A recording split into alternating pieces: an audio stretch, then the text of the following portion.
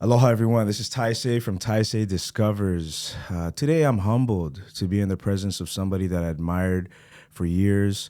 As a hospitality professional, I look up to a couple of people, and today we have one of them. His name is Chuck Furuya. He is a Master Sommelier, but I think he probably identifies with just being a people person, somebody that helps to curate the space where a dining experience reaches the highest of potentials, where people feel comfortable and people have the opportunity to enjoy good wines. That's really it. It's simple, it's old school, and today we're going to kind of unpack a little bit of this man's heart, his brain, and maybe get some lovely insights as to his philosophies in life. It's not just Chuck that's here, though. We also have Kale, which is his son, somebody that, I don't really know on a personal level, but I can tell that we're very similar in a lot of ways when it comes to how we approach hospitality. So I'm looking forward to talking with him as well. But first and foremost, welcome Chuck Furuya to Taisei Discovers. I'm honored to be here. Yeah. Thank you. The feeling is mutual. So, I'd love to just start with talking about how you started in the wine game. Okay, so I worked as a server to put myself through college. Mm-hmm. So I started at the bottom. I started off as a busboy, just like you. Okay. Started off as a busboy, and I worked my way up. So to be a server, and I'm the type of person, whenever I do anything, I have to know everything to know about everything. And when it came to wines, nobody could help me. So I started studying. So I was fortunate back in the late 70s to hook up with the person who's still my best friend today. And he is a few years older than me, and we did wines together. So understand Hawaii we were way backwards in comparison to the rest of the mainland in terms of food and wine. And so this was a big opportunity for me. At the same time, right after him, then I started working at the Kahala with your uncle. And so, it just started me on my way. So I always got promoted to restaurant management. So at Kahala, I started off as assistant manager of the Maile restaurant. And then I became the wine cellar master for the hotel, which was an unreal position. I left Kahala and I became the general manager of La Mer restaurant, the Halekulani. And then I went across the street with the general manager of the Halekulani, and we opened the Waikiki Park Hotel. And then I got hired from an old F&B manager from Kahala. He came back from New York, and he was at the Hyatt Waikiki. And I managed their fine dining restaurant called Bagwell's 2024. So I wore tuxedo for 6.5 years. That's what I did. We were the utmost in terms of service. And it was a very different style of service. It's more like a butler service. Formal. Yes. And so when it came to wines, we didn't have the internet. We didn't have anything. And my best friend, he was from California, so he introduced the world of California wines to me back in the 70s. So I got to watch all these wineries come up, all the big names, the real Stags and yes, yeah. The real ones, and so I was very fortunate. Plus that he was really into Italy and he's really into France, so I learned so much from him, and it's because of him I am where I am today. Okay, so the two big titles in the world is Master of Wine and the other one's Master Sommelier. They used to both be out of England. In the old days for Master Sommelier, you apprentice with a Master Sommelier for X amount of years, depending on your aptitude. And then when he felt you were ready, and back then it was only he spoke on your behalf and you were allowed to take the examination. Mm-hmm. That's the way it worked. Mm-hmm. I would never go to England. I would never think I knew enough. So, I thought that was the end for me. Then it was either 1986 or 1987. I'm not really good at dates, but they had the Master Sommelier exam outside of England. It was the first time ever. And it was at the Monterey Wine Festival in California. And it was sponsored by the National Restaurant Association. So it was big, big, big news. Mm-hmm. That was the only year that was by invitation only. And they either invited 14 or 16 Americans. So I happened to be one of them. So I never would have applied. I never would have thought I knew enough. So I went there to take the exam. I didn't pass that year. I passed the next year. and I became either the 10th or 11th, it depends on who you talk to, American to pass the Master Sommelier exam. So that's what put that whole thing on the map. It was just something I fell into.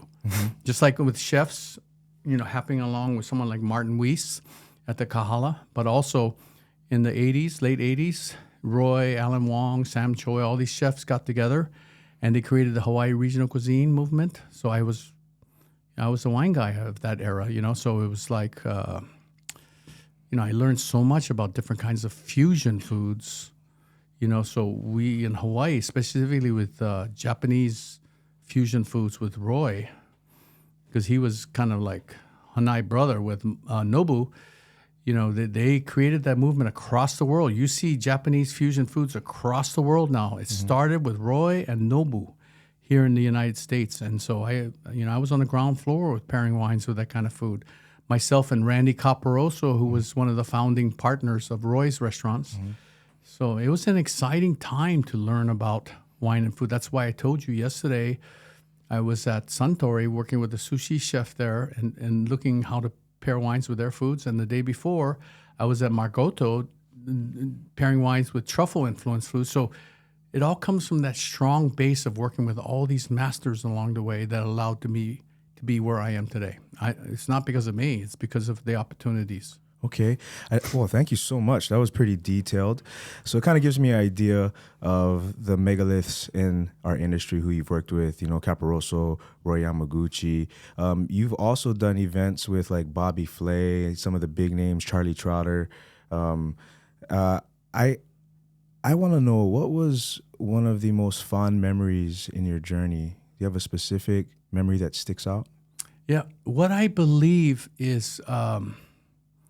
the thing I enjoy the most is collaboration, camaraderie and collaboration. I think you can do something really special. I can do something that's maybe not as special, but special.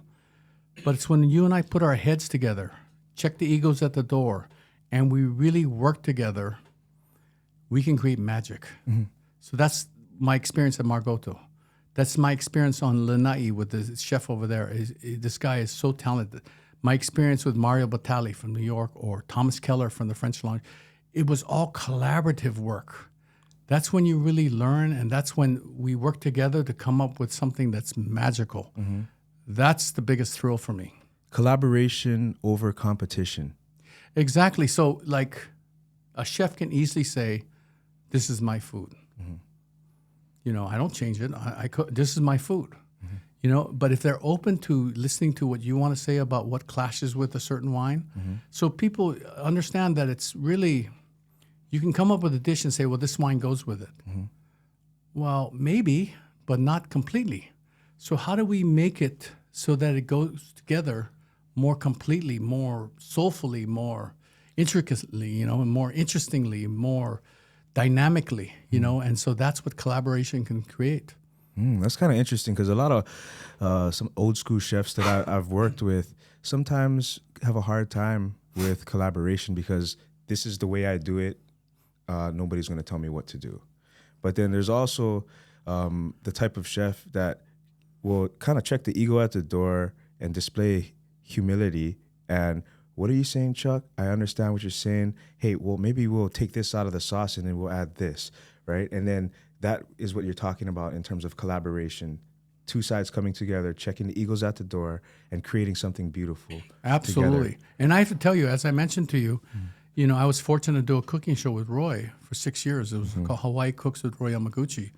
So Roy is one of the most collaborative chefs I've ever met. He is totally open to things. I mean, he has certain standards for sure, but he is open to collaboration. And the magic that happened between him and Randy Caparoso, because they were partners, was magical, bro. I mean, I've never seen anything like that across the country in terms of this wine and food collaborative thing where Caparoso had a lot to say about the foods of Roy's, as did Roy and Gordon.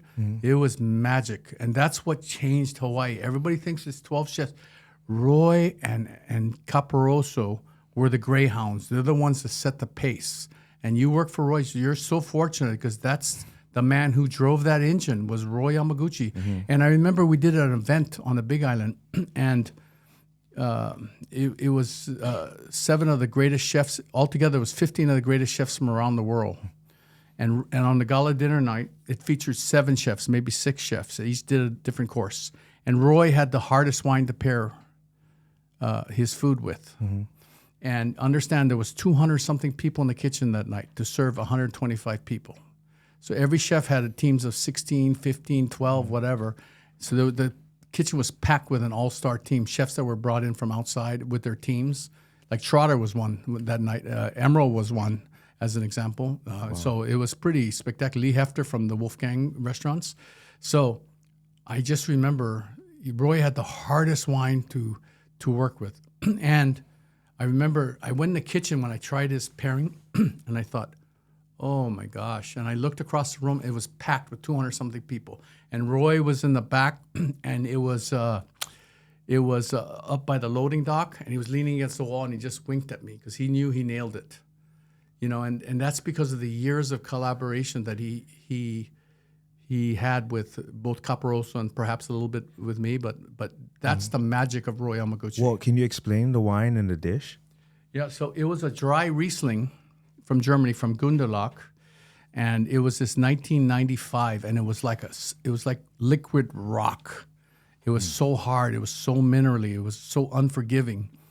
And so Roy decided to do his miso butterfish, but it was a very different miso butterfish than the one you serve at your restaurant because it didn't have as much sweetness as the one that you guys have in the thing. So he adjusted everything, even the preparation, and even the fact how he salamandered it so it had a certain black edge to it, caramelization to it, and it just was more savory than sweet. And so that's why it had to have mega intense flavor because that wine was mega intense. And he just blended it together. And then the wine's natural crisp acidity, the lemoniness, like squeezing a lemon over a fish. Mm-hmm. That's what he created. And I just sat there looking at him like, oh my God, that is truly one of the most memorable pairings I've ever had, ever. And all these years of working with all these top chefs and everything, that was truly magical. Wow, it's an honor. You know, as you're talking about the man that I actually work for, the man that helped shape my my career, really, and actually my personality, my character, it really does stem from Roy's philosophy in terms of, leadership, teamwork, what it means to be at the helm of a dining experience. All these things are things that make up who Taisei currently is. And I'm so honored to work for a man like that, a humble man that has character that I reference as a man that grew up without a father present. Having strong men like that in my life, I am so grateful for, and he's always he's a man of few words. Absolutely. But every time he speaks, it's very intentional, and then it makes you think introspectively. And he'll just give me these little nugs and then walk away.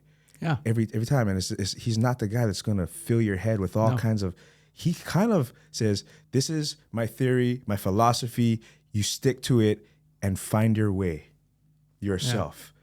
You know what I mean? And I think that was perfect for me as an aimless young man to come into a system that was so welcoming, so structured, but caused me to forge my own path within his system. Oh my gosh, I could spend hours talking to you about Roy Yamaguchi because I really studied this man. I mean, I just not intentionally. I just was around him so much, and we worked on so many projects together.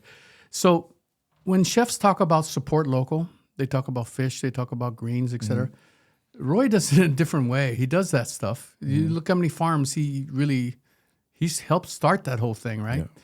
Well, it was mainly the workforce of Hawaii. I remember he asked me to do a talk for his corporation. There was 32 restaurants then. Mm-hmm. It was in Las Vegas. So I flew in for one day, and I did a talk for all the chef partners, and then I did a separate talk for all the managing partners, okay? I looked around. At least 28 were from Hawaii. Mm. And most of them started off as a dishwasher, just like you started off as a bus person. Mm-hmm. That's what Roy Yamaguchi, you want to talk about support local? Mm-hmm. That's Roy Yamaguchi. He does all these things, brings in all this world-class talent to Hawaii Why? The kids get to work with him. That's Roy Yamaguchi. He's jumped in with the Culinary Institute of the Pacific.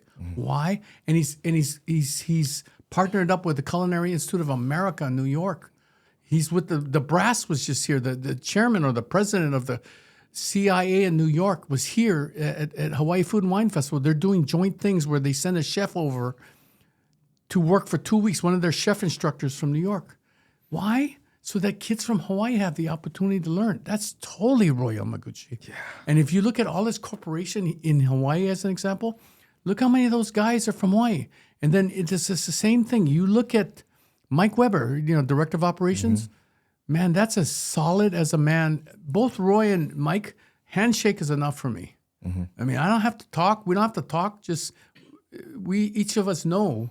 I think because of all this mutual respect we've had all these years, people don't realize how much Roy has affected Hawaii.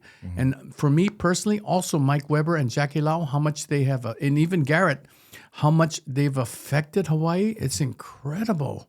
We wouldn't be where we are today, I promise you. So you're lucky to work for a corporation like that. Yeah, and I gotta say, Mike Weber definitely has a huge role in who I am. I work directly for Mike Weber, and he's brought up things that helped shape who I am as well. And I have to give my respect to Mike Weber as well, and Jackie Lau, her strength, and Garrett. Oh yeah, Chef G. I love Chef G as well, and he's doing his thing as well. But I think Roy's in general as a family, there's a lot. There's like, Robin Shim, people that don't go away. It's like, what I realize is that like with Roy's, a lot of people, spend a lot of time there. They leave, but they end up coming back. I left. I went to 4 seasons. I was back in 5 months. You know what I mean? And there's a reason why. It's because, when you get comfortable in a certain system or, a place of employment, and you think that the grass is greener and you leave, Roy's is one of those companies where the grass is rarely ever greener when you leave. You know what I'm saying? So we talked a lot about Roy, and I think, and what he's done, but I want to get back to Chuck. Who? Waste time. Talk to Kale. No, you're so old school humble when it comes to that. Somebody else was like that. Who else was like that recently? Dietrich's. Anyway, there's like, nah, not me. But I'm here. Dietrich's, do you hear Langsad? Oh, no, I know this different person. Oh, I'm sure we know a lot of people. But I want to know from Chuck Furuya, what makes a good wine? What makes a good wine? Technically, the wine has to have good intensity and concentration, not body. I'm not talking about bigness or loudness. I'm talking about just good intensity and concentration. To me, it should have a sense of place, so it comes from the ground as opposed to the grape variety. And then it should flow very evenly and seamlessly from beginning to end. And for me, when it comes in terms of food friendliness, the wine should be unoaky, unalcoholic, unbitter in the finish. That's what I look for in a good wine. Okay. I'm ordering a filet mignon with a green peppercorn sauce. What would you pair with that? Okay, so technically speaking, if you take a piece of meat and you marinate in red wine overnight, what happens to the meat? It gets tenderized. So what happens chemically, generally speaking, is that the tannins and the acids in the wine breaks down the marbling in the meats. That's the tenderization or part of the tenderization process. Okay, so if that is true, that's why they say red wines are red meats. And therefore, the more marbling you see in a meat, like lamb or ribeye, the more tannins you need in the corresponding red. And the less marbling you see in a meat, like pork, chicken, or veal, then the less tannins you need in corresponding wine. That's kind of like generally how it speaks. So filet mignon is not the fattiest of meats. In fact, that's why it's famous. That's why it's so revered over all this time. So I would do a medium tannin wine for that. And because it's a peppercorn sauce, that's old school. That's Martin Weiss kind of time. So it doesn't have any Asian influences or anything like that. It's very classical. Then I would do something like Syrah or Cabernet Sauvignon with that particular dish. I could also do Bandol. There's all kinds of different grapes and places that I could do wines with.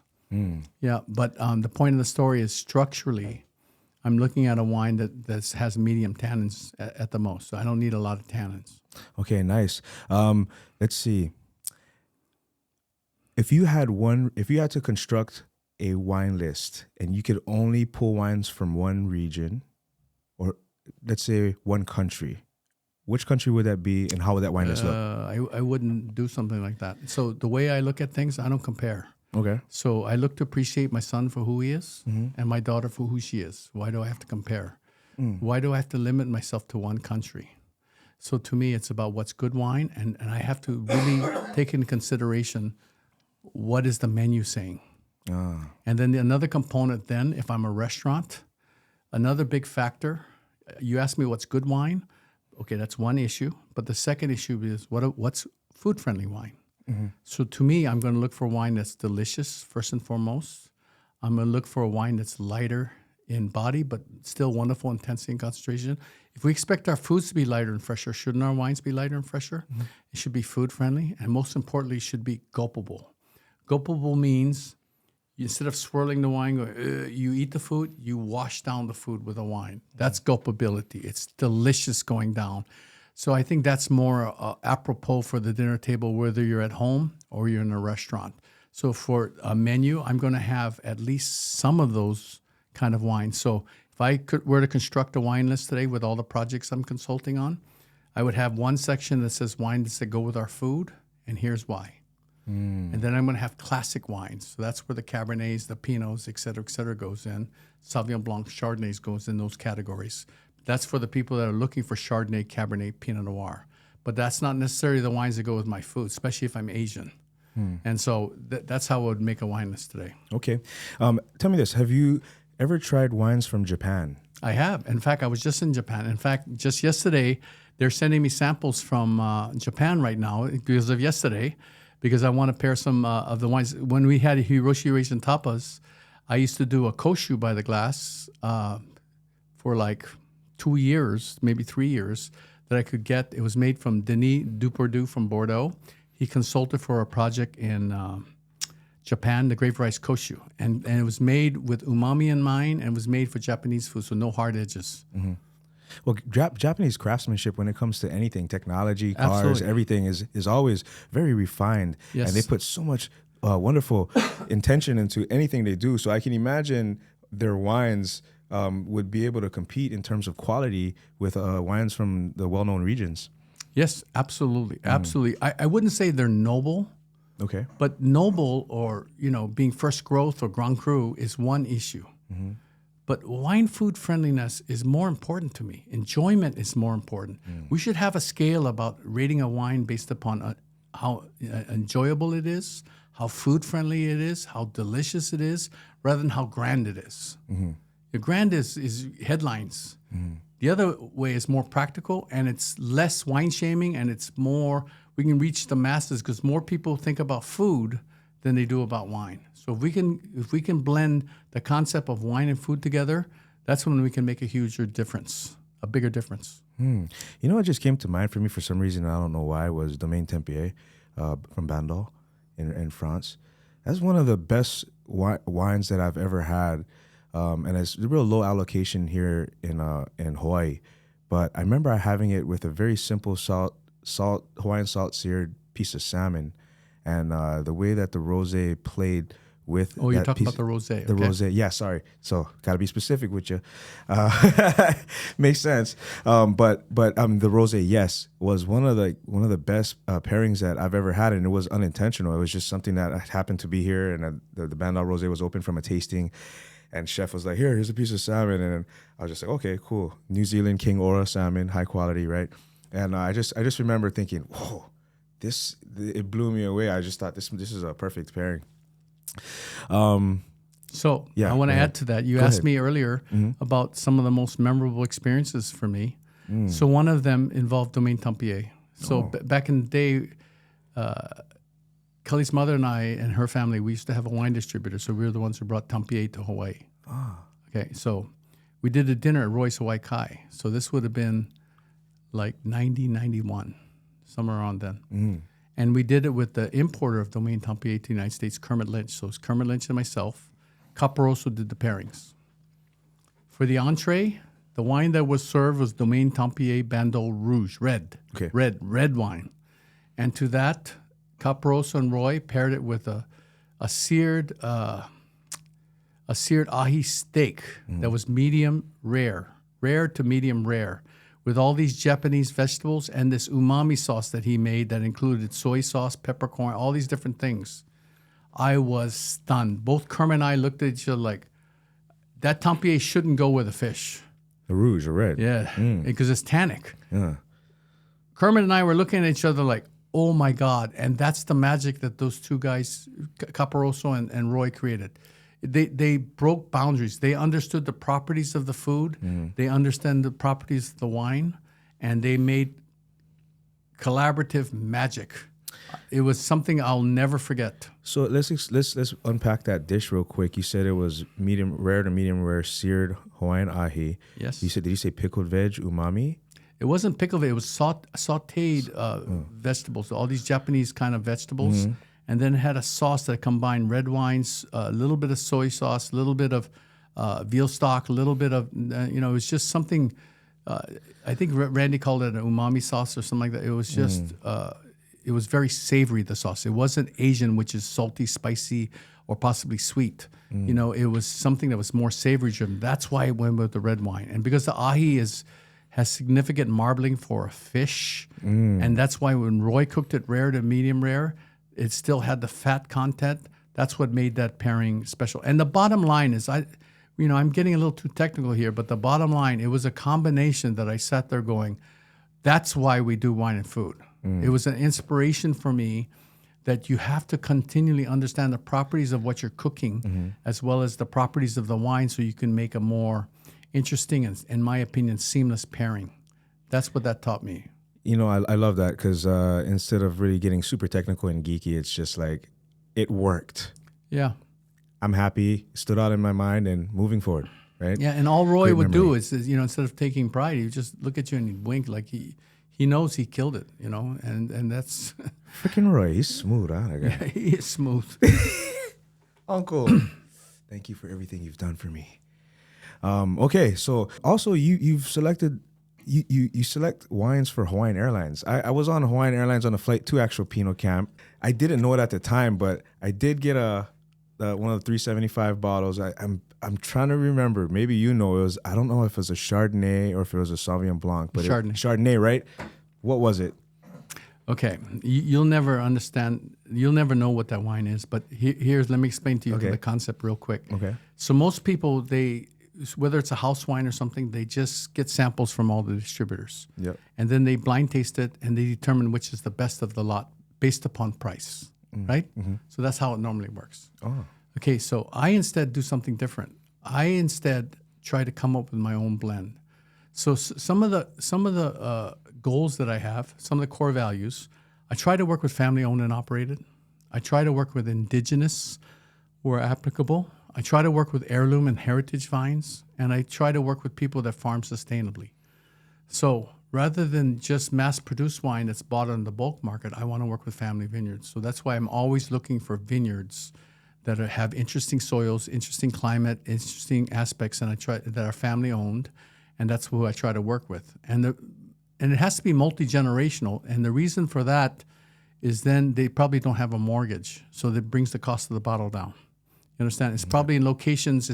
So you don't want to. If you want a house and you don't have much money, you're not going to look at Kahala or Diamond Head. You're going to look out on this side of the island where the land is cheaper. That's the same thing. I look in places where other people don't look, but it has to have interesting soils and everything. And then I get involved with the blending, and so that's why the wines for first class service on international and domestic. I blend it from a vineyard in the southern part of Paso Robles that has 7 distinct soil types, and they send me all these sample bottles, and I use a little jigger, and I just make little blends, and then I send them the recipe. Then they send me the mix back, and then that's the wine when I prove it. So the first vintage, Fred Scherer helped me with one wine, and Mark Shishido, who was the wine director for Alan Wong's for a long time, he helped me with one of the wines, and I come with blends. That's what I do. Okay, the wine you had, I wanted to do different because we were doing these wines that were commercial brands. So instead, I found a vineyard in Washington State because Washington State was ready to boom. Family owned, and so same thing. So they send me all these samples. I blended it. And then the half bottles you had, one was Cabernet Sauvignon, one was Chardonnay. It was blends that I was involved with. And that's how we create the wines for Hawaiian Airlines.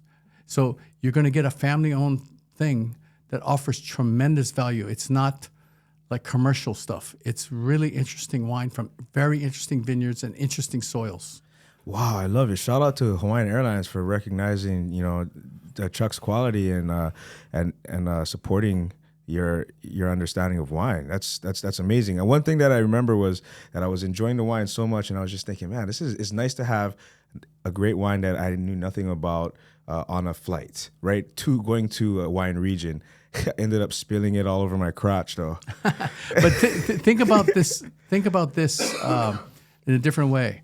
The target is to find something enjoyable, delicious immediately, lighter because you're at high altitude, more food friendly, more enjoyable. Totally. You don't have to think. It's not overpowering you. It's not slamming you on the head. It's just elegant and very delicious. That's the intent. Wow. Yeah. I love the way your mind works. Before we get into tasting this wine that you brought, and we kind of figure out, we just learn about the wine. What would you say to the younger ones out there that are intimidated by the world of wine? I think my whole thing to me is that what you should do is you should find somebody. It's like me. I get intimidated by life insurance. I get intimidated by stockbroking because I don't know all that stuff. I get in investments. I don't know. Even doctors or dentists. I have to find a recommendation of someone I feel comfortable. I trust that they keep up with the trends, etc. It's no different with wine. So, in my opinion, you should find a store or a restaurant or two that you feel comfortable with a sommelier. Like Kale. This kid is really good. And you establish a relationship with it. You go in the restaurants, you go to his tastings and whatever. You establish a relationship. Then you ask him, look, I have $10 to spend. I have $15 to spend. I have $20 to spend in a store. Give me some recommendations. And you write them down. Or just email them. Hey, I'm going to have this for dinner. Yeah, so when I go to Europe or wherever I travel, I look at the sommelier and I talk to them and I said, look, this is how much I want to spend. Show me something that's from your country that's really interesting, made from it. That's how I find wines. It's about gathering information. It's just like, people blindly buy raw fish. There's only a few places I'm going to eat raw fish from because of the quality. Yeah. You understand? Yeah. It's no different. You just got to know where to go. Okay, so let's. One thing I do want to touch up real quick is your relationship with your son. When I see the two of you working together, and there's a couple of the videos that I looked at. To see your passion translate to Kale and his own path, how does that make you feel as a father? Oh, it's been an incredible journey, especially the last 2-3 years. He's taken the ball and running with himself. I have very little to do with his professional career. He was taken under the wing of Kevin Toyama, the wine cellar master of the Halekulani. Kev, yeah. And Kevin forced him to settle down and study and taste and all that stuff. Wasn't me. People always think it's me. It's not me. It's Kevin and Kale. They have that relationship. So for him to pass the first 2 levels, for him to pass the theory, I don't know what they call it. Theory. What do they call it? Theory. It's called the Sommelier Knowledge Assessment. Knowledge assessment course on the first try. This allows you to go into level 3. He passed it on the first try. I think that is incredibly remarkable.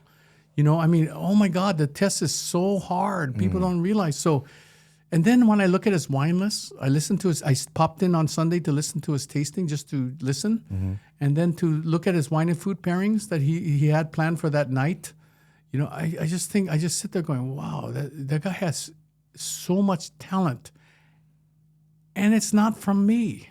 I think he's just found his own way. It's hard to live in a small community like Hawaii, Honolulu, and to live in a shadow of a father and a grandfather. His grandfather was Buzz, right? Buzz's Steakhouse. So to live in that shadow, to live in those shadows is tough to find your own way. Well, how many times have you heard of a police officer having a kid that became a criminal, right? Yep. And just go the opposite direction. Right. And to see him forging his own path in the same industry Exactly. Without In the same you town. holding his hand. In the same town. Yeah, that's something that really Yes. stood out to me when I started researching Kale. And you know what's interesting is that the whole way that this thing happened was that I'm doing like a sommelier series where eventually I'll have Chris Ramel, Yoshida, David Yoshida, Roberto, and we already did Patrick Okubo. So I was like, man, I would love to get Chuck on one day. He actually reached out to me on Instagram and just said, hey, I love what you guys are doing. And I was like, whoa, okay, wait, you're somebody that I respect. Your father's somebody that I respect. Who are you? And I started digging in. And what I realized is that his name, Kale, comes up in circles all the time because we're in the industry. And now that I get to meet him and then we can kind of make the relationship, the connections of like how we're all actually integrated with each other in our lives and our circles in this industry is really divine to me, the way that it happened and meant to be. So I really look forward to talking to him and learning from him as well in a couple of minutes. But how about we taste this wine together? Absolutely. You could present it to me. We'll taste your wine and then we'll break that down and I'll see if I like it or not. Okay. Right? This segment will just be him presenting the wine, telling us what it is, and then us both tasting it. Let's taste it first, and then I'll tell you Oh, what okay. it is. Okay, shoot. Because even if I show you the label, you're really not going to know it. Doesn't matter. Yeah. The intent is, no, I don't care. You don't have to hide your head. It's this wine here, so. Moschofilero. Moschofilero. Anybody else want a glass? We have more. Kenji, you should be tasting this in real time, my brother.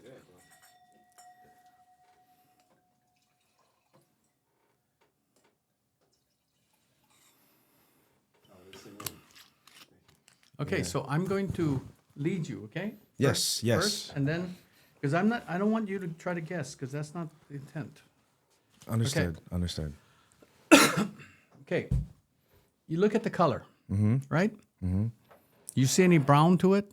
Okay, so understand, let's talk about the effects of barrel, Okay. okay? So if you look at vodka, it's clear. It smells like alcohol. If you smell a whiskey, it's brown. And it smells like caramel, it smells like butterscotch, vanilla, something, because it's been stored in an oak barrel, right? So vodka is no oak, whiskey is oak. So that's the smell that you look for in a wine, and also the color. If you look at this thing, you can see this is stainless steel fermentation just from looking at the wine. And it's just, not that that's important, but I just want you to understand that thing. Okay, let's smell it now. So do you smell more apple, pineapple, fruit and flowers, or do you smell some earth underneath, mineral, whetstone kind of smells? I smell real faint stone fruit and Yes, mineral. exactly. Yeah. But at the same time, you see how explosive the aroma is? There's Canny or Plumeria or something in there. White flower. It's something very aromatic. It's strongly aromatic. That's the grape. Okay.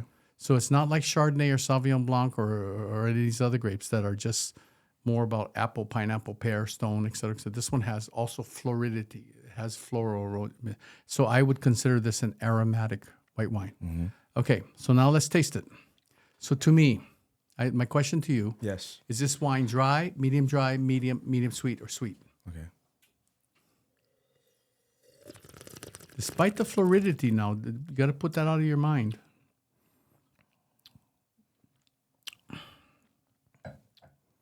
Wow. I would say it's like medium dry. Okay, Kelly, what do you think? Dry. Yeah, I think it's medium dry to dry. Okay, there's no sweetness in this wine. Okay, so let's taste the body now. Body is the weight or the feel of the wine. Which one has more body, skim milk or whole milk, right? That's the Whole milk. Okay, so is this wine full, medium, light? Medium light. Yep, light to medium in body, okay? Now, the third thing I'm going to look at is acidity. So if you're so why acidity? So if you think about it, going to a restaurant, you order a fish. Somewhere on that plate, there's a lemon, whether it's a wedge, a squeeze, or it's in the sauce. So when you squeeze the lemon over a fish, what does it do? It cuts to the fishiness, it cuts to the oiliness, it cleanses your palate between bites. If a wine has good acidity, that's how it can interact with food. Okay, so how do we perceive acidity? If your tongue is like the letter U, it's like little pins being poked in the sides of your tongue. And the more intense that sensation is, the higher the acidity in the wine. So do you think this wine has high, medium, low, low acidity?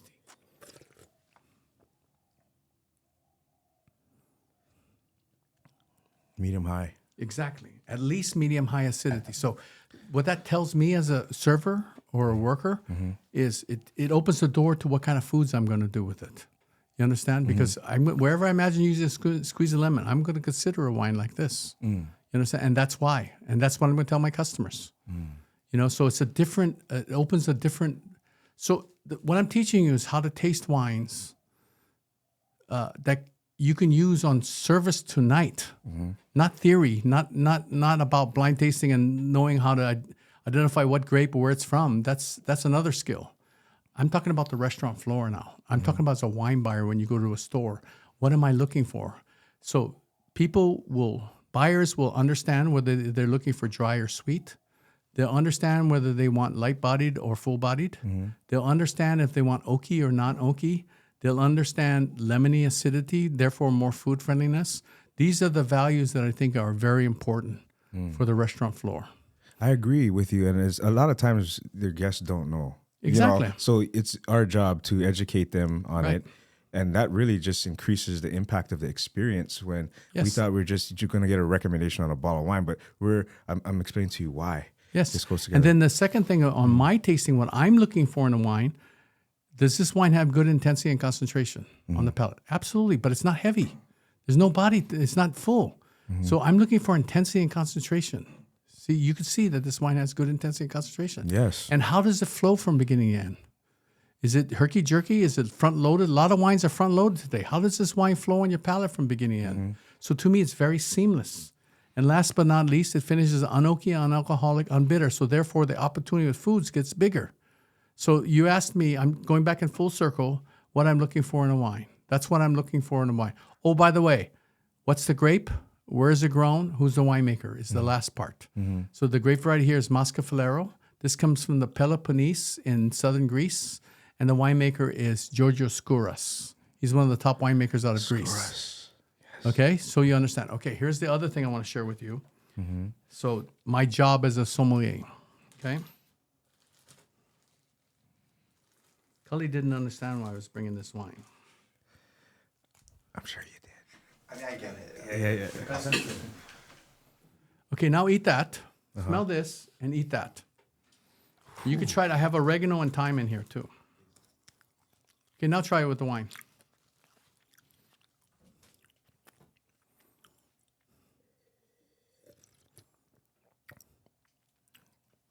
You see the electricity it creates between the herb and the wine? It intensifies. You see how the intensity works? Yeah.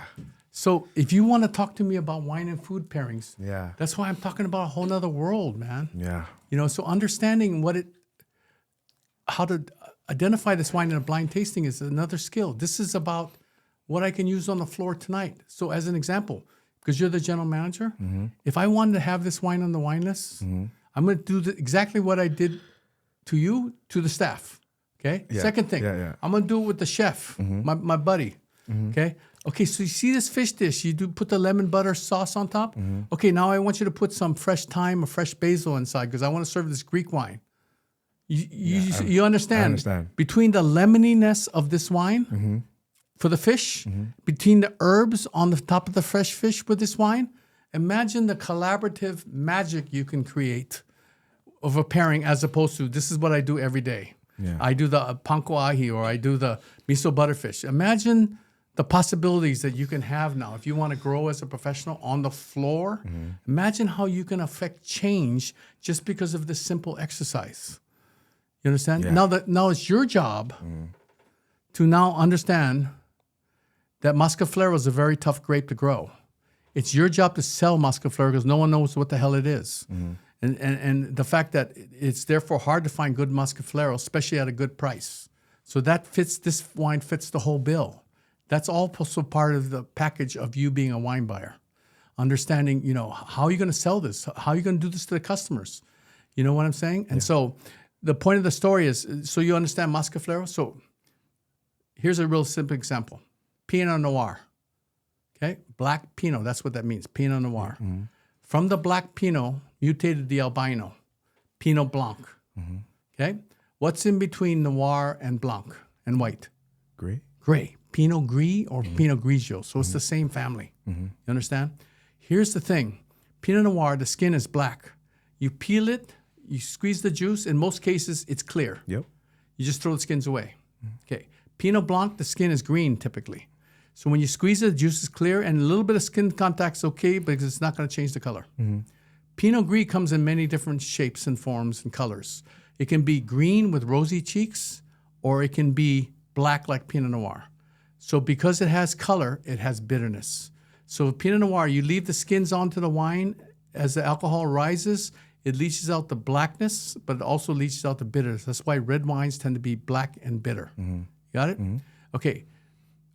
So Pinot Gris can have those qualities as well. So you have to be careful with the Pinot Gris because it'll sneak up on you in terms of bitterness and alcohol and whatnot.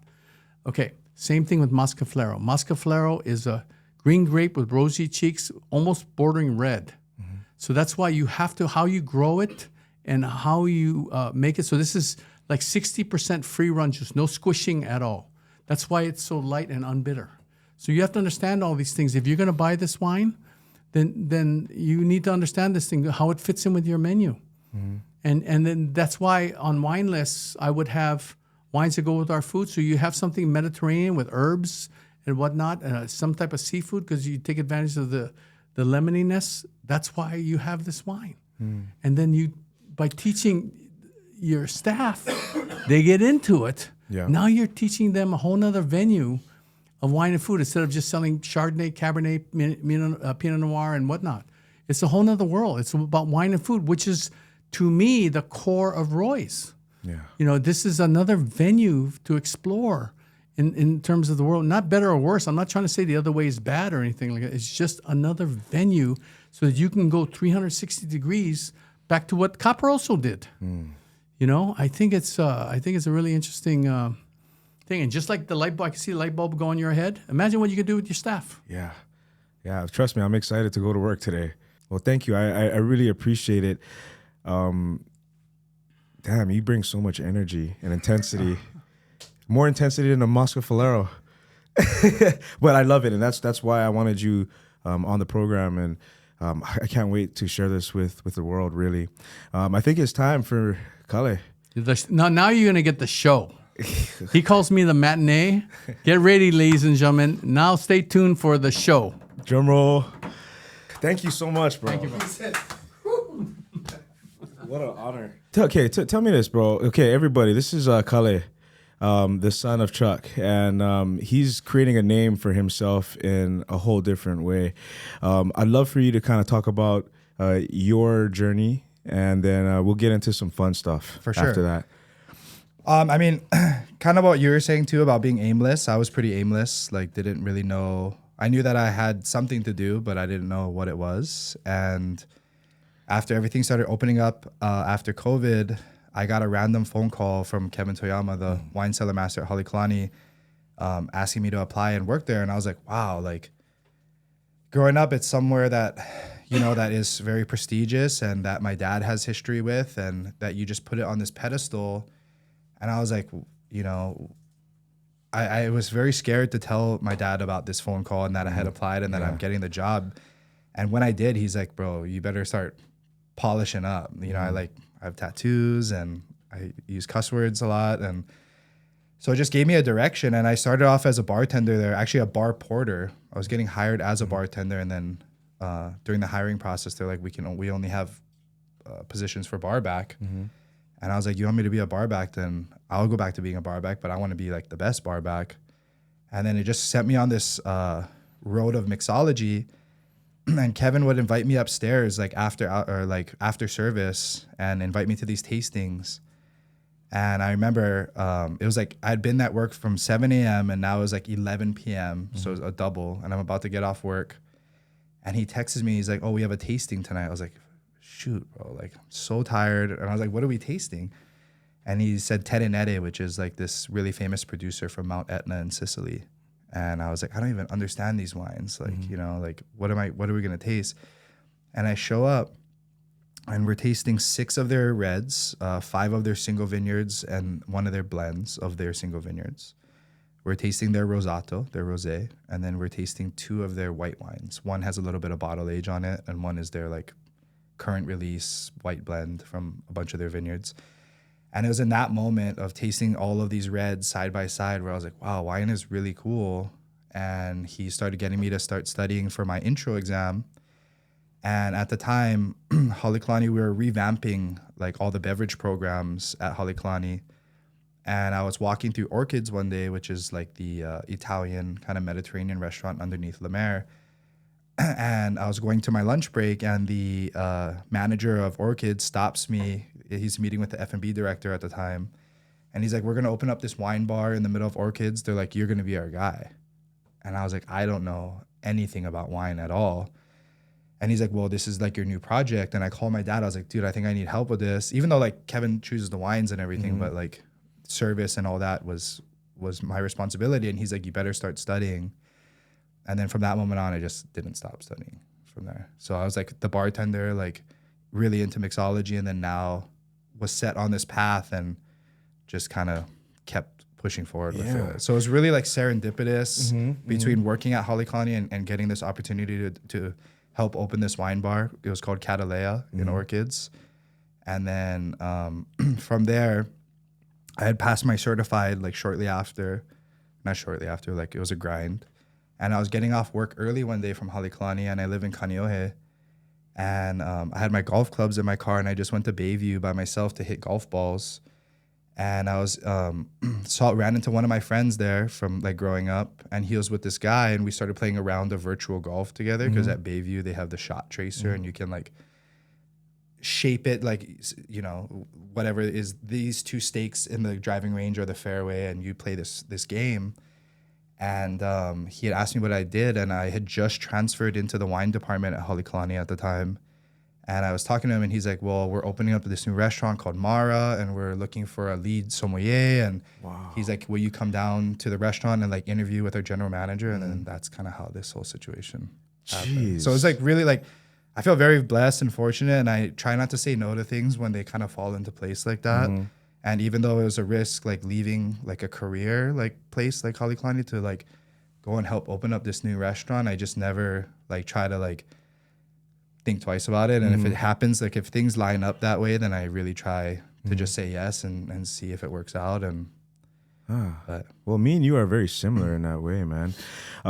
So I got my intro and from the Court of Master Sommeliers, and that was a big thing for me because it kind of just happened. I saw an email, and then I was just like, you know what, I'll try. You know, after 20 years of working in the industry and working with wine, I was like, I'll just do it as a personal challenge. And it was a challenge because, you know, they're asking you questions about if you don't study for, you just have no idea, and then you're blind guessing, you know. So what's the gap like in terms of like what you have to know in being an intro like I am to being a certified like you? I think that like intro is just really starting to see the scope of how vast this world is, you know? And it's starting to like kind of learn technical information, like especially about certain, like really starting to understand like countries versus regions versus specific appellations and like how that breaks down. And then like when you start understanding that, then you start like seeing labels of wine labels either on the shelf or in your restaurant, and then you see certain words that make more sense. And it's really the beginning. It's like kind of, my dad always talks about like opening this box and just seeing what's in the box and be like, whoa. And to me, that's kind of what intro is. And for certified, it's kind of the beginning of structure. You know, and when somebody talks about the structure of wine, it's like the acidity levels, the tannin levels, the body and the weight of a wine, and then really starting to delve into the structure of grapes, like how kind of Sauvignon Blanc has its own thing versus Chardonnay has its own thing, and really understanding the differences between these grapes and these countries and these regions, and even within the same grape, something like he's talked about. I don't know if he ever gave his tomato analogy, but it's something that resonates with me a lot. Like if you walk into a restaurant and you have a great tomato salad, the first thing that you would ask yourself is, what kind of tomato is this? Is this a beefsteak tomato, Campari tomato, cherry tomato? Even though they're all tomatoes, they all have very different flavor profiles and they have different applications essentially. So that would be the first question. And then, is this tomato from Hauula, which is a little bit cooler and closer to the ocean, or is this from Haleiwa or somewhere that's warmer and more sun-baked? And even if it's the same tomato grown in these two different locations, it'll have very different flavor profiles as well, and different applications. And that's kind of the same thing with grapes, like whether it's Pinot Noir or Chardonnay or Cabernet Sauvignon, whether it's warm climate or cool climate. And then also, like he always gives this analogy, if you take the same tomato and you give it to Chef Roy Yamaguchi or Chef Alan Wong, and you ask them to make the same, or a tomato salad, you'll have two different tomato salads. And that's kind of with winemakers, even though they're in the same region and their vineyards are right next to each other or whatever, or like right across the street, you'll have very different wines just based on producers. And like, to me, that's what certified kind of is. It's just really starting to delve in to like the kind of more nitty gritty of it all, you know? I love it. And then, so you're studying for your advanced now. What's that gap like? Patrick Okubo is really gracious with his time, and he kind of puts this study group together. And when I had initially passed my certified exam, like 2 weeks later, he sends the syllabus of kind of like the scope of things that you need to know for advanced theory. Bro, and this thing's like 40 pages, like 30 pages. It's a stack. Yeah. Like I printed it out, kind of just scrolling through. I didn't realize how many pages it was. And I printed it out and I was like, whoa, you can't even like staple it together because it's like got some heft to it. And in my mind, that's kind of what put it in perspective of like, this is a really big jump. And also like you can just sign, after you take intro, you can sign up to take certified like immediately. Where with advanced, there's like a bunch of different hoops that you have to jump through to like get you ready. So the test that he was talking about is the Sommelier Knowledge Assessment. And it's in like a testing facility where people are like taking like the LSAT and stuff, you know, it's like Pearson VU, like hardcore. They search your pockets, like, and you have to check in everything at the door. And it's like this approved computer that you're like logging onto. And then from there, depending on how you do on that test, you then get invited to the advanced sommelier course, which is a 3-day mandatory class that you have to take in Dallas, Texas. So me and some of our peers are going to that in June. And then you can apply to take the test the following year. So I can't take my actual test until February. Wow, what a process. It's a process. And that's why there's very few, you know, and, you know, when it comes to the level after advanced, which is what that is, master, which I'm sure will be in your future at some point, you know, but that's why there's less than 300 of them in the world. Is that what the number is now? It's less than 300. And then, you know, I know some of them are dying and you know what I mean? So it's like that number always hovers a little bit under 300. Well, and what's crazy being local boys here is that in Hawaii alone, we have 6. Yeah. You know, so like, I mean, I remember hearing something about like Washington, D.C., which you think is a big city, has 2.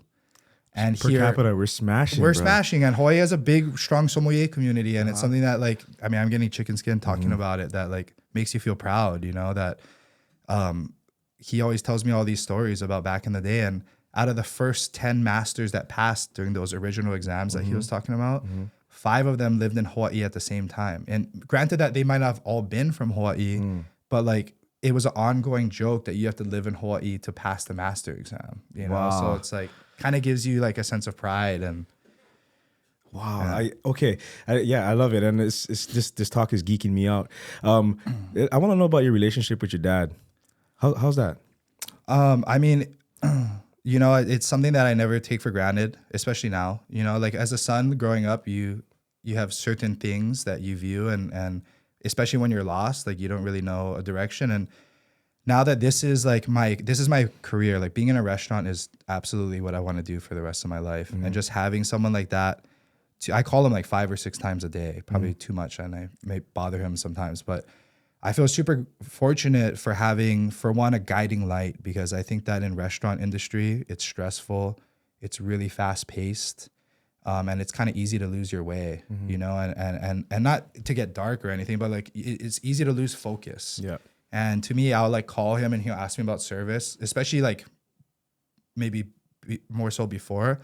And I would complain, I'd be like, oh, bro, like this guy did this, or like this manager did this, or like I didn't make money this day or whatever. And he'd always just tell me like, that's restaurants.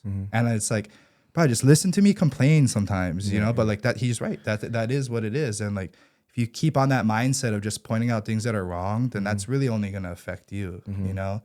And then now with studying to be a sommelier, I have a lot of support with like giving me structure to pass these exams. People like Patrick and Chris Melvin and all these like peers that you really look up to.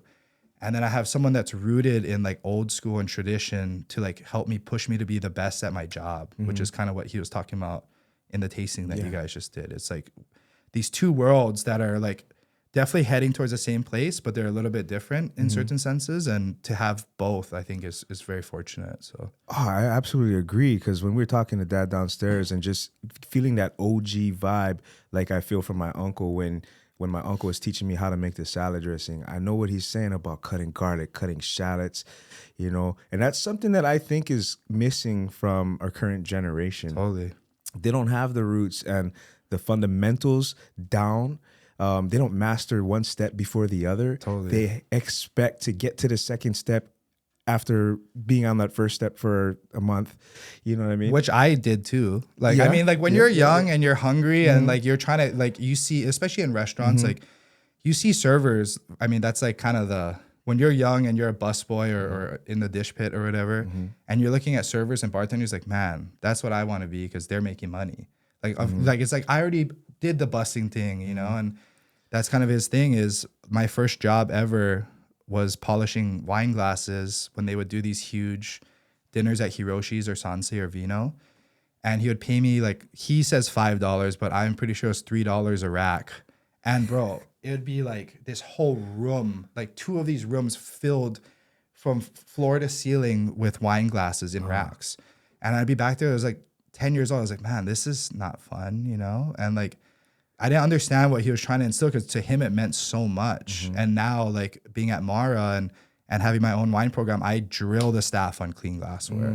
Like it has to happen. We can't not have clean glasses for the floor, you know? So it's funny that things come full circle. Oh, 100%. So how do you deal with the current generation? Because there's a lot of great aspects to the current work staff. You know, I'm talking 18, 19, 20, 21, 22. I'm talking that generation.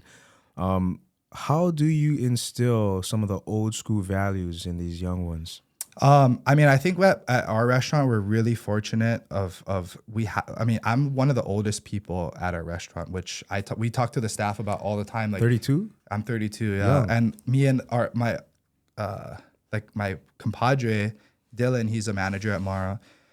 When it's really busy, there's a handful of times where we'll like take a step back and look around and it's like, wow, like this restaurant's banging right now. And like, we're the old guys here. Like, it's like a really young, spunky staff, you know? And that's really cool. And being like the old guy, I guess, in the restaurant and like having the staff come up and ask you certain things. Like I'll have somebody like this guy, Ethan, he's one of our main food runners. He'll come in the wine room when I'm polishing glasses before service and we'll just kind of talk story, you know, and I don't know if I'm the best example for him to follow or whatever, but like I'll try to give him points of like what I think are important or what things that I talk about with my dad and just try to give him some kind of direction. Now he gets it. He wants to be like the next lead expo and like he's driving for that position, you know? So any little thing and tidbit that you can say just to like spark that interest, I think is important, you know? So what you're saying, you know, I know Dylan too. I work with Dylan. McKean? Oh, wait, is it Larson? Oh, that's he's the manager at Chino. Oh, okay. Yeah. I So thought now you we're meant- all the same group. You But got there's Dylans and 4 Justins. Dylans, bro. We have 4 Dylans in our restaurant group. And 2 Justins. You must have And more than 2 I think we might have more than 2 Justins, but Oh my gosh. Okay. So different Dylan. So when you said that you and Dylan were standing there looking at the floor going, we're the old guys. You know, I have similar situations where, you know, we're doing 300 covers and it's pumping. It's one of my favorite parts of the job. 100%. When you're in the middle of the organized chaos and you got hundreds of people that are happy. You got live music going on over there. You got bottles flowing. You hear the forks on the plate scraping. You see people Laughter, laughing, yeah. or quiet because they're eating food Yeah. and the food's so good that they stop talking and there's silence, you know? focused, man. And then the other half of that is the staff running around, smiling, Yeah.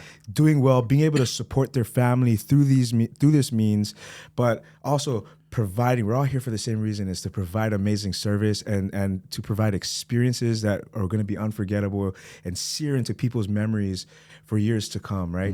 I want to do your birthday justice. I want to do your anniversary justice. Or right? your first trip to Hawaii. You saved whatever, 5-10 years or whatever, and you're spending however much money, and this is your first experience to come to our islands, and I want it to be genuine, you know? I want you to drink out of a clean glass or eat mean food and have great service where you're not asking for things. And wow, it seems so. This is our first time actually meeting in person, but that's not true. So the first time I met you were a bartender at Roy's, and I was golfing at Ko'olina, and I came in because I think either the snack shop or something was closed, and you sold me a couple beers to take onto the course. Oh. That's the first time I remember. I don't know if we can say that. Oh, sorry. Edit it no, out. No, it's all good. You know, I did what I did at the moment because I felt it was right. But I kind of do remember this was that. like 5-6 years ago. 5 years ago. 6 years ago. I was outside, right? You walked up the side. Yeah. Okay. Wow. You know, me going above and beyond. Anyway, okay. I'm glad that you remember that. But, you know, what I was kind of getting to is that I think that we have a really similar understanding and approach to what we do. And it's good for me to see somebody that's a little bit younger than me that has very similar energy. And I feel good that that's happening in town at Mara right now. Yeah. You know what I mean? I can't wait to come in and experience, you know, what you do there. Please do. Anytime, just hit me up. And if you just want to come in for a glass of wine, or if you want the full dinner experience, or if you're ever free on a Sunday, we usually do we do at least one wine event a month, and it's usually on a Sunday. So either any of those options, you're more than welcome, always. Well, Kenji, I want Kenji to, because he's not a wine guy, right? Yeah. But being around all this wine content, now he's starting to get it. Oh, he's starting to get it. And the interest is generating. So tell me a little bit about Mom. What is Mom's role in this whole situation? We didn't talk about her at all. She's just like the sweetest, most nurturing person, like exactly what a mother should be, you know? And like he said, my family, her side of the family owns and operates Buzz's Steakhouse in Lanikai. And so just growing up in that restaurant industry, but she's really soft-spoken and she's caring, and she goes above and beyond. Like she'll still like try to wash dirty clothes or whatever. She's just always gonna be a mom, you know? Like she never stops.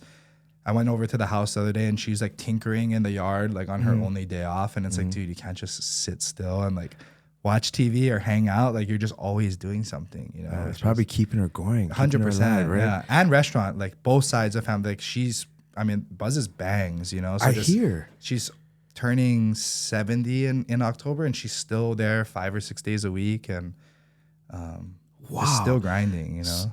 She's a sommelier too. She's a sommelier. So she's into wine. Does she still enjoy wine? Yeah.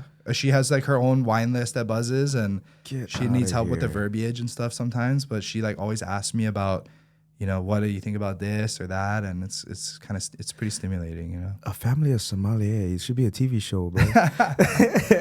Full house. Full house, man.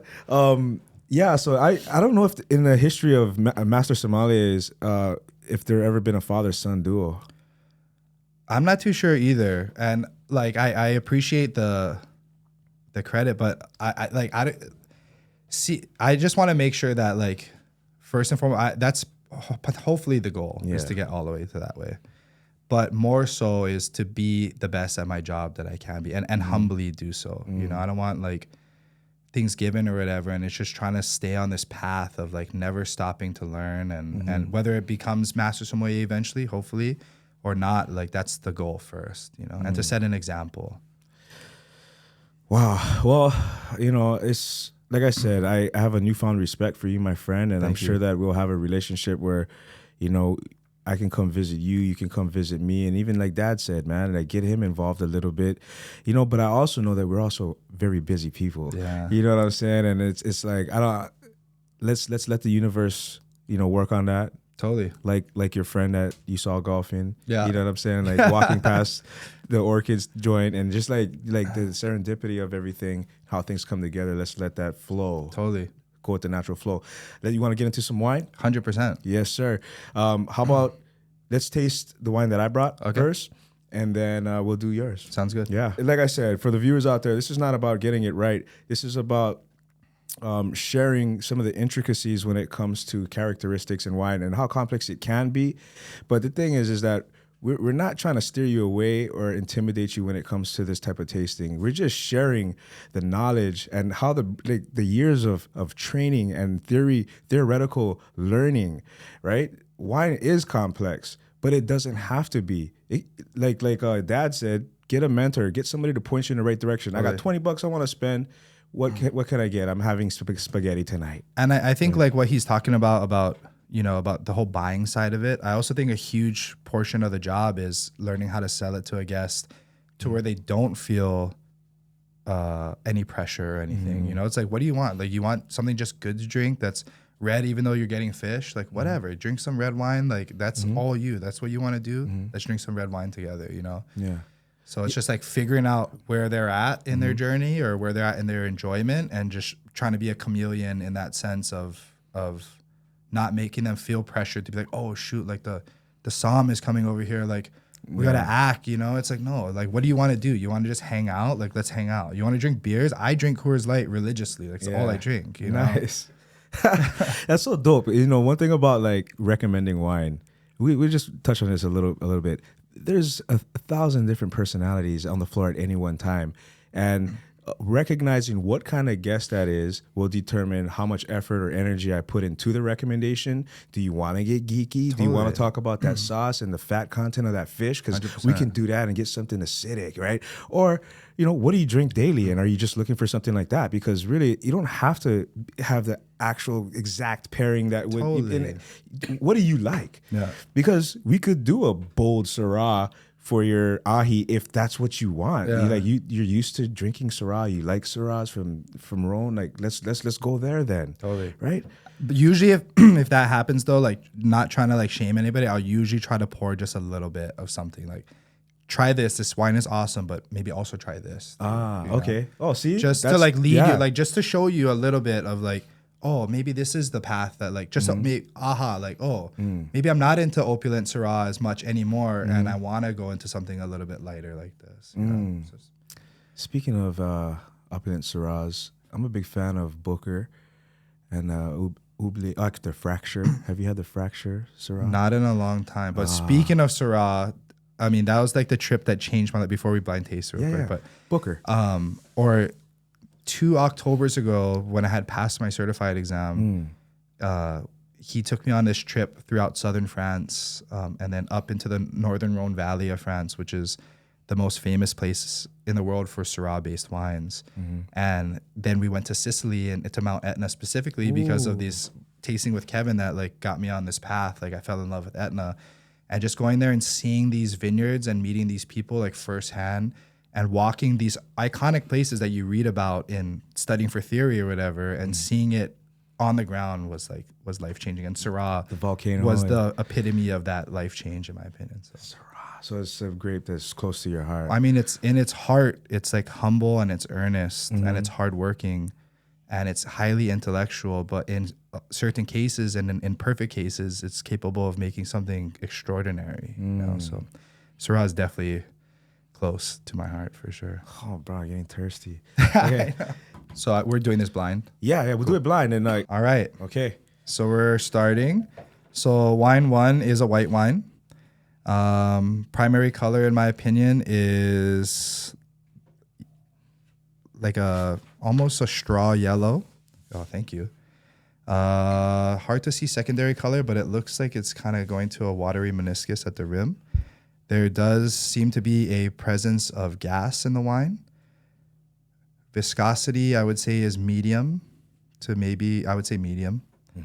Tiering of the wine. Sorry, let me move this.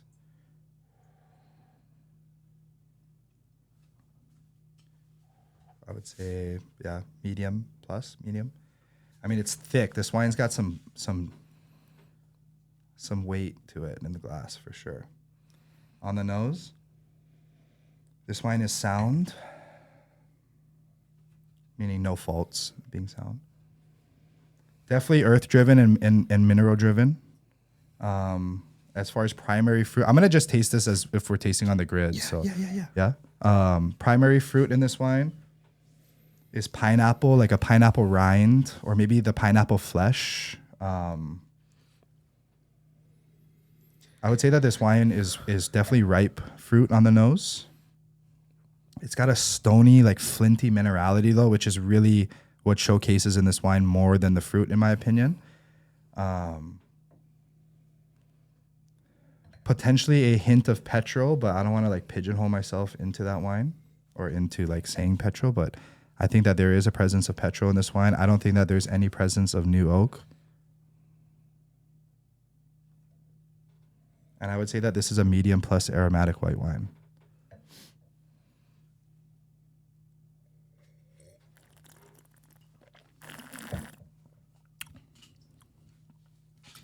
Whoa. This thing's electric.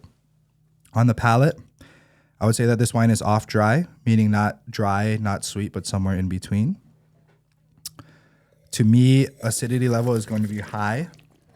Even though there's a presence of sugar in this wine, you can still feel that there's some acid in this thing.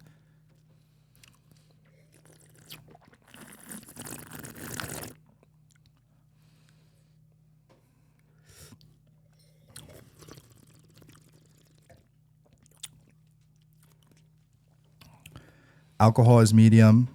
Body is medium. Possible grape varietal or possible grape varietals, Riesling, Sauvignon Blanc, maybe Pinot Gris. Actually, I don't think Pinot Gris. I think that the grape varietal is Riesling. Possible countries are Germany, Australia, I guess, just to throw it out there.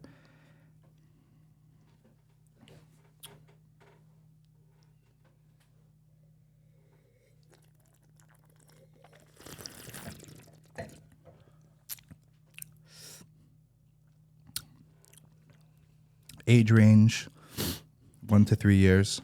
I think that this is German Riesling.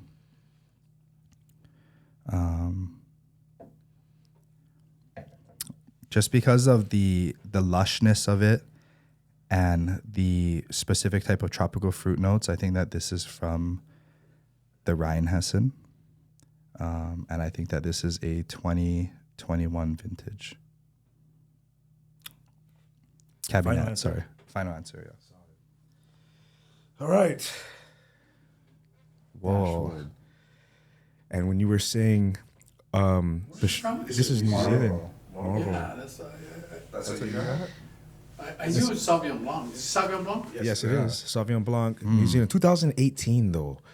Kind of interesting. That's bad. No, it's, bro, honestly, I mean, you know, it's only bad to pretentious winos. Yeah. But like when the way you broke it down, you were hitting it, the medium alcohol, like the body, the pineapple, the RS, the residual sugar. There is some sugar in this wine, and it's not necessarily what you'd get out of a Kim Crawford. Totally. Right. So that's why like you didn't just go New Zealand. It's a little bit richer. It is. You know what I'm saying? So this is the first time I've had this wine. I just picked it off the shelf at Foodland. I mean at Long's, but what he was saying, it could have very well been a Riesling, right? I feel no.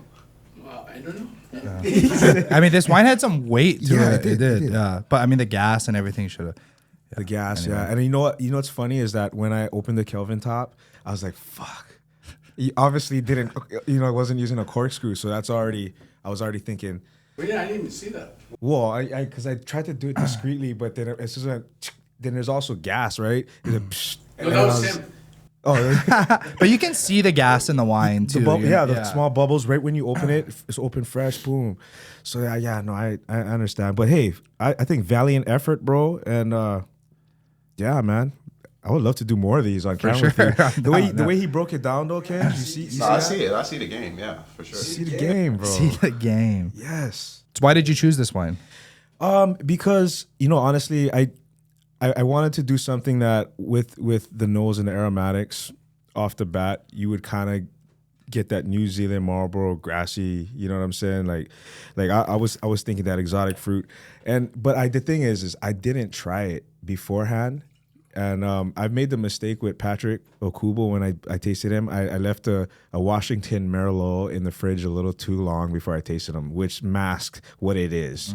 You know what I mean? So I kind of felt like a little like, okay, I got to really prepare, get the proper temperature, and get something that really has a sense of place for where it's from. So when I saw this, I read the back. I did a little bit of research on my phone, and I thought, New Zealand Sauvignon Blancs, I just wanted to see how you broke that down. That's it. Nothing much more than that.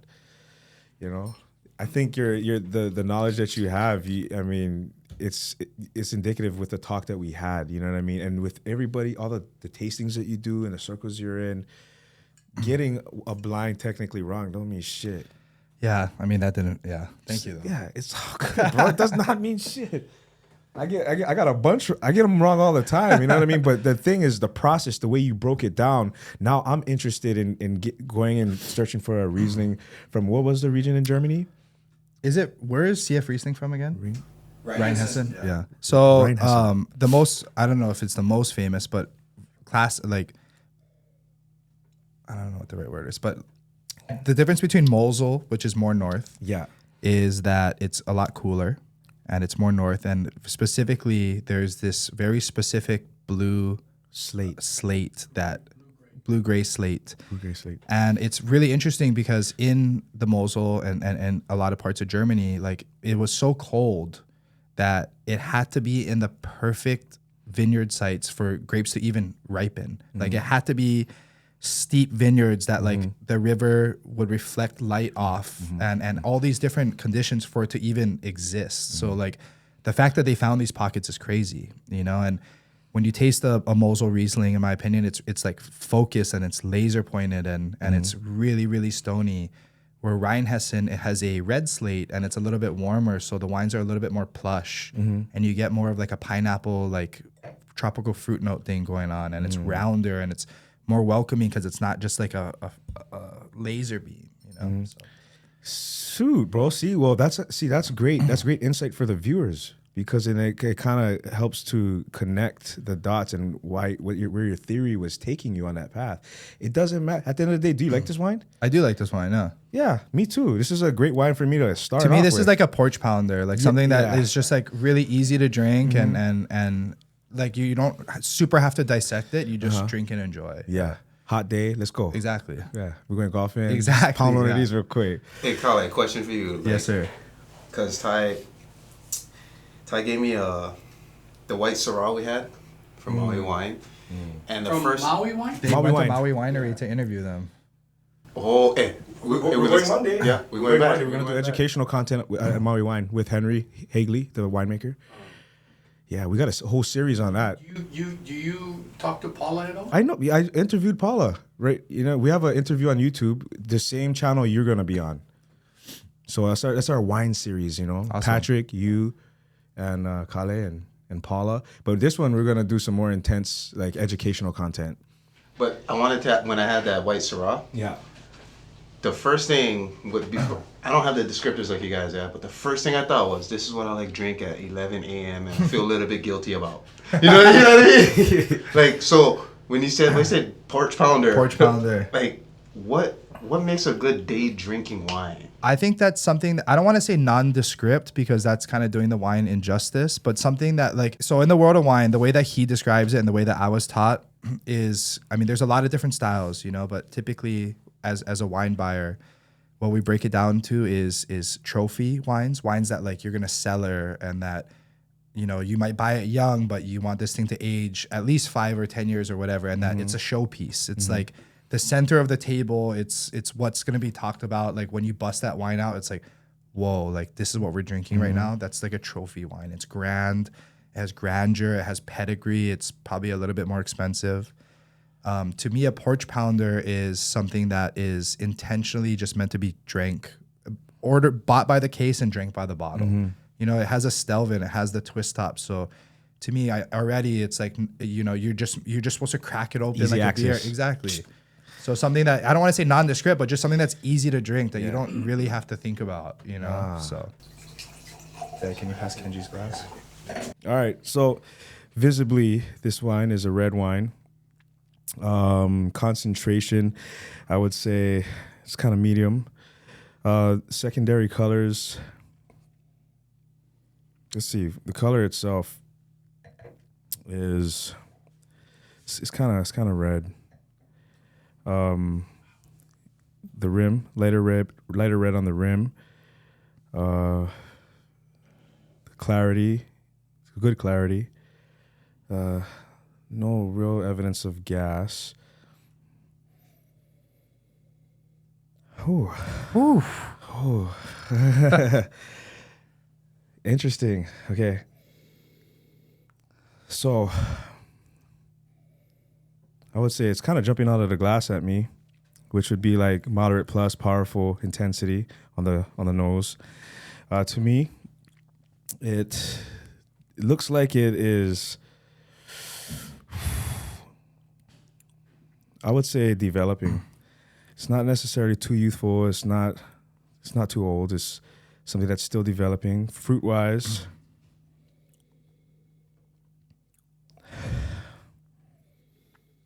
I'm definitely getting some red, some black fruit. Not so much blue. Mostly red though. Kind of like a. What is the fruit condition to you? The fruit condition, I would say that it's fresh fruit. And is this more fruit or more earth? In your I would opinion? say, I'm saying that it's pretty balanced. I agree. Yeah. So, Somewhere in between both. Yeah, because it's not like one's jumping out over the other, which is kind of cool. And this is just the aromas.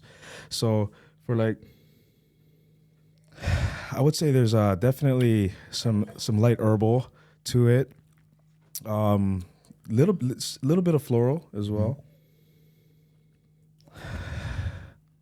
When it comes to like earth or non-fruit characteristics, I'm definitely getting some type of soil, but it's not like the dominant thing. Totally. Yeah. Let's see. What about on the taste? Taste, and actually, when it comes to oak, it seems like it's very subtle, but there's It's like definitely oak framed presence. in it, if anything. Yeah. Maybe, maybe like a light French or maybe like neutral or something. Let's see.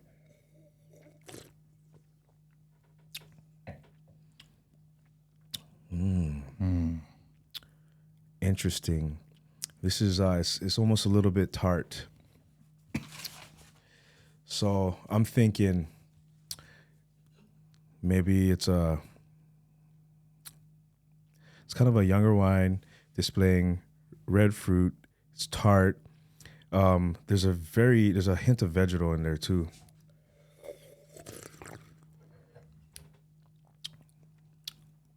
Oh, such a unique wine. Complex, nice finish. I mean, it's pretty seamless. It is. And it's pretty long. It's kind of interesting because like it kind of like on the palate, it's light on the front of the palate, but it has this whole woof, and then it kind of dissipates with like these fine tannins on the finish. It's intense. This thing punches you, Yeah, but it's in like a very elegant, yes. But it's got something to say for sure. Ugh. So this is a wine that's very different for me. Like if I try this, I would say, wow, I need this on my list, but it's not something that I have currently on the list. I know that. So you like this wine? I love this wine. There's a lot of character. It almost reminds me of like Italian vibes in a way, like something elegant and Italian. And honestly, I think I may have done this. I woke up at like 7 this morning, and at like 7:45, I decanted it. So it might have been decanted a little too early to really show. I mean, I think that this wine's singing right now, but it's different than it normally would be. Oh, okay. So it's not tight. It has It's oxygen. really open right now. And you know what? That adds to the elegance, right? The refined elegance that And I think certain things kind of burnt off as far as flavor and smell goes, and it's just I think it's in a good spot. But well, it's high acid as well. Like I'm definitely, this is very food friendly. I would love this with some pasta made from auntie, some small mom and pop shop in Italy and Sicily. But possible varietals. Just looking at the viscosity and the high acidity, I'm thinking it looks like, it kind of reminds me of Pinot, right? Also, I think that, I don't know why, but I'm also thinking Grenache in a way. But I don't have, like, just keep this in mind, I don't have the theoretical knowledge that these guys have, but I do have some other wines that I can reference in my head. Totally. You know what I mean? And I mean, definitely in wine, as far as just skin color goes, those could be laterals for sure. Mm-hmm. Most of the Sangioveses I've had have been really gritty, but if Sangiovese was made in a More charming way, almost. Okay, charming. That's a great word. I could see that this would. This could be something that I'd choose. So I'll just go ahead and say it's either Pinot, it's either Grenache, or it's some interesting versions of Sangiovese. But we'll just kind of narrow it down.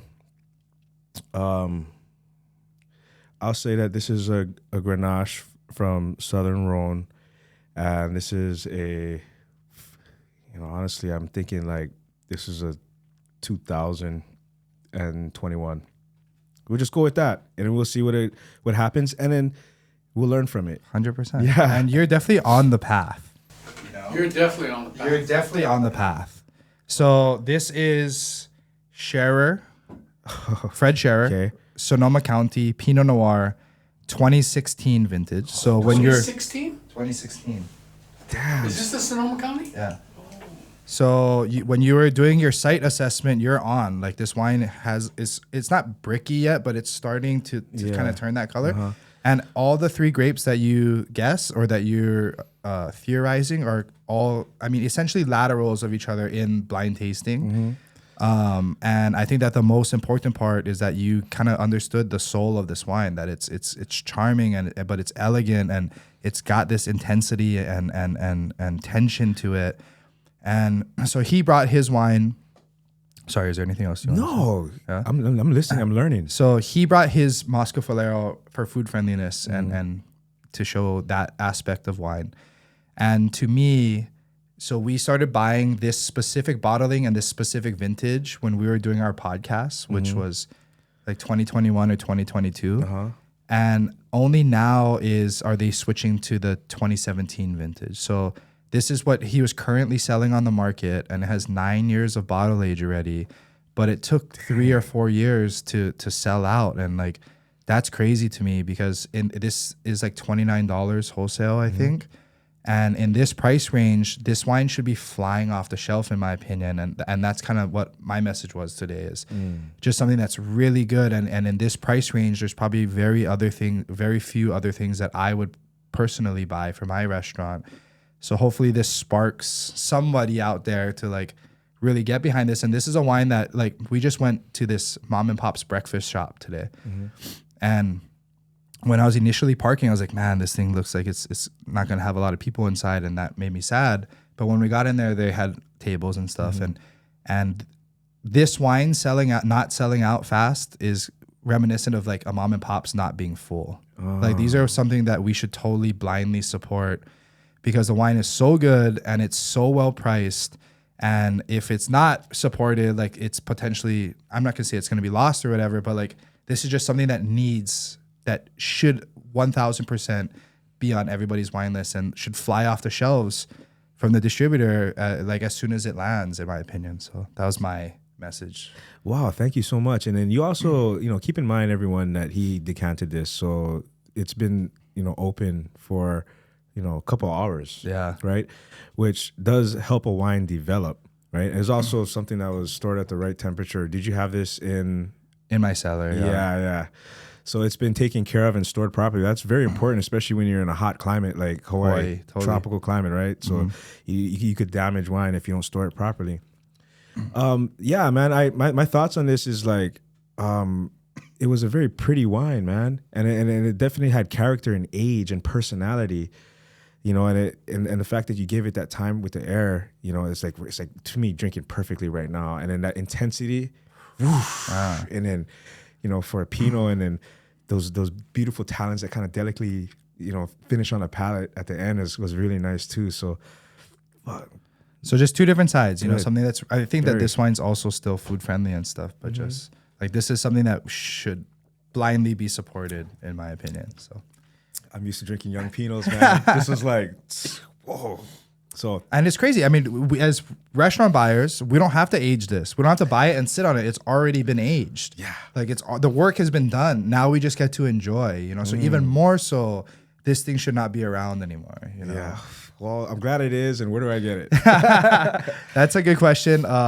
Probably like somewhere like Artfield or Fujioka's. Okay. Something that's specialty, and it's not expensive. You know, it's not. I wouldn't say it's like your daily porch pounder drinker. Yeah. But it's not something that's gonna break the wallet. You know, and as far as for us on the back end side, it's from Southern. Yeah. We should take a bottle of this to Henry and Paula. Oh, shit. Yeah. We can go Fujioka's Caparoso. Yeah. Yeah. It has to be Fujioka. Oh, Where the Swiss and dressing used to be sold. Hey, so what do you think about this wine? So first of all, let me say, Fred Scherer is a one-man show. So I asked him in January 2020, how many employees do you have? So for the previous vintage, 2019, he said he had 1,000 man hours. Throughout the year. So if you divide that by 365 days, that's less than 3 hours a day of help. All the rest of the work he does himself. So when he says supporting a small mom and pop, or not corporate, small mom and pop, that's totally it. What I love about the reason why I was enamored with Fred, his wines have wonderful intensity and concentration. They're gorgeous the way they're made. They're very suave and seductively textured from beginning to end. And they finish unoaky, unalcoholic, unbitter. And they get better with age. There's a lot of wines that may age, but I don't know how many get better with age. This is a 2016. Look at it. It's still a baby. So Fred Scherer's wines are some of the very best out of California for me. Well, I'll take some more with you too. yes, sir. Please. Sip sips. Porch pounder. 11 a.m. baby. And I don't feel bad about That's it. what I mean. So just to Not give you by some myself. background further, Yes, yes. the first wine I had with him was with my best friend in San Francisco. It was a 1991 Zinfandel that he makes. We went to see him the next day. My friend Nuncio and I went to see him the next day. It took me 7, 8, 9 years of contacting him. Back then, never have cell phone or email. It took me 7, 8, 9 years of writing fax to him or leaving a message on his message machine in order for me to get the wine. So I would call him up and I go, "Hey Fred."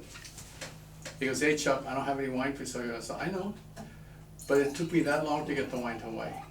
Wow. Yeah, and I'm one of those guys, just like the Moschofilero, I'm one of those guys, if I want a wine, I don't care what, I'm gonna get it here. It's gonna take some time, but I'm gonna get it.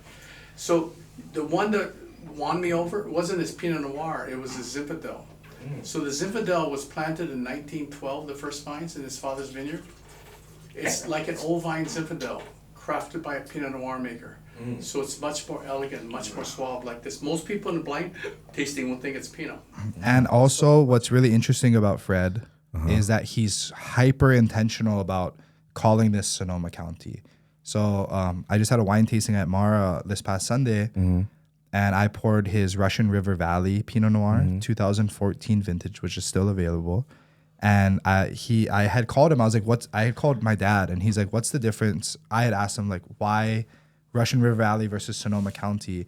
He's like, "Call Fred." So I call Fred. Every vintage, he makes the wine first, and then he determines what bottling it's going to go into.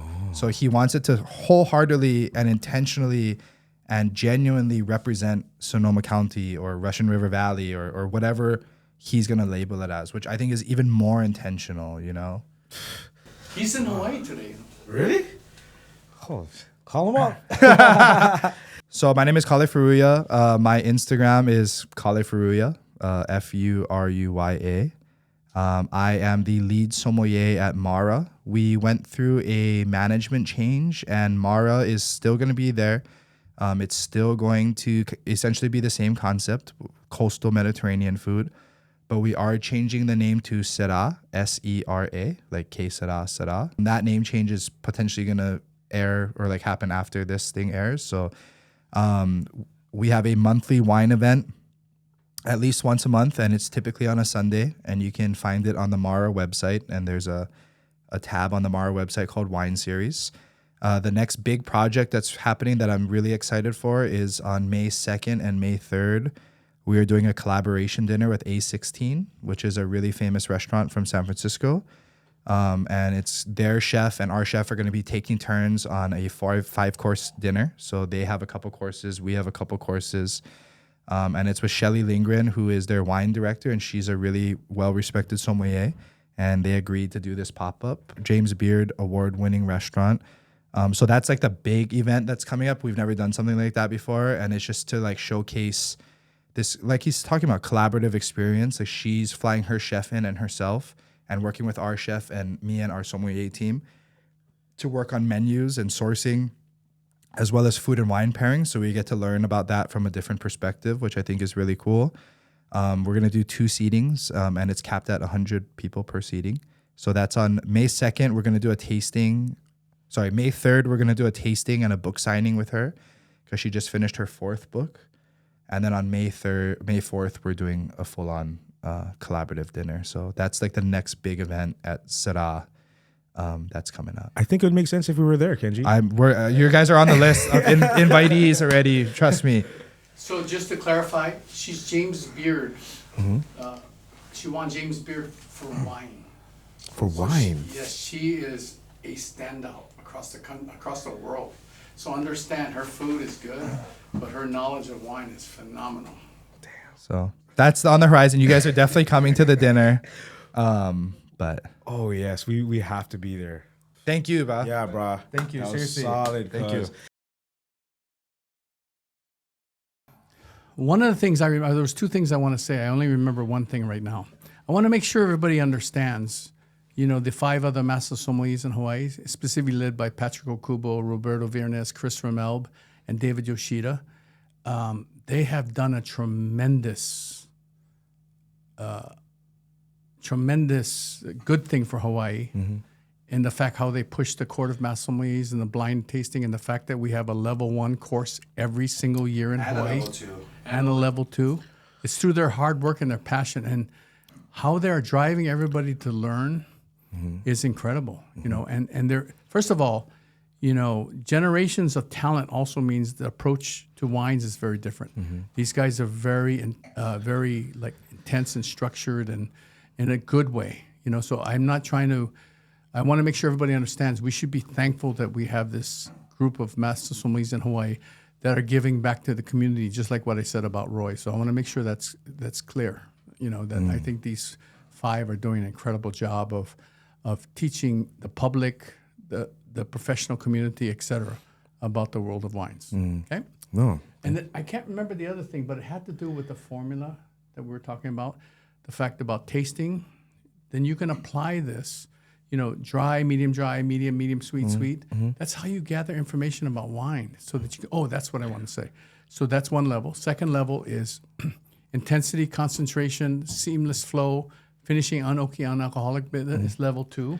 Level 3 is understanding what's the grape, where is it grown, who's the winemaker. So understanding the grape is, if you look at a dish, what's the fish? There's a big difference between ahi, mahi, and opakapaka.